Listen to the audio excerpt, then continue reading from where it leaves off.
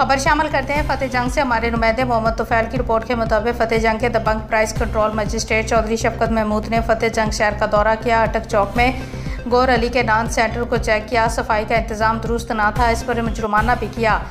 FIR भी दर्ज करवाई और नान सेंटर को सील कर दिया। इसके अलावा बाकी तंदूर वाले नान वाले चेक किए गए। सफाई का इंतजाम न रखने वालों पर जुर्माने ऐड किए। नाकस आटा मौके पर तलब करवाया। इसके अलावा फ्रूट और सब्जी वाली शॉप से चेक की गई, लेकिन उनकी सफाई का निज़ाम बेहतर था। खिलाफवर्जी करने वाले रक्शे गाड़ियां बंद करवा दी गई और मुतद्दद पर भारी जुर्माने के अलावा FIR दर्ज कर दी गई। चौधरी शफकत महमूद ने कहा कि फतेह जंग की अवाम की सेहत सफाई के मसले पर ज़ीरो टॉलरेंस होगी और किसी सिफारिश को खतर में न लाया जाएगा।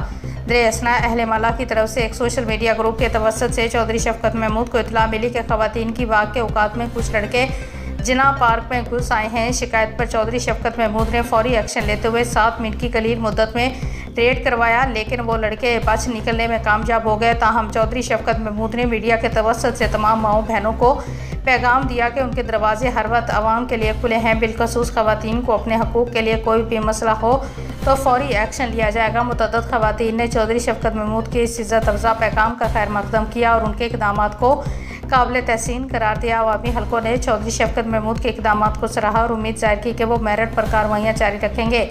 ये अमल काबिल ज़िक्र है कि जब से चौधरी शफकत महमूद ने फतेह जंग का चार्ज संभाला है, तब से लेकर अब तक उनकी कारकर्दगी का ग्राफ ऊपर जा रहा है और वह फतेह जंग की अवाम में दिन ब दिन ज़्यादा मकबूल हो रहे हैं।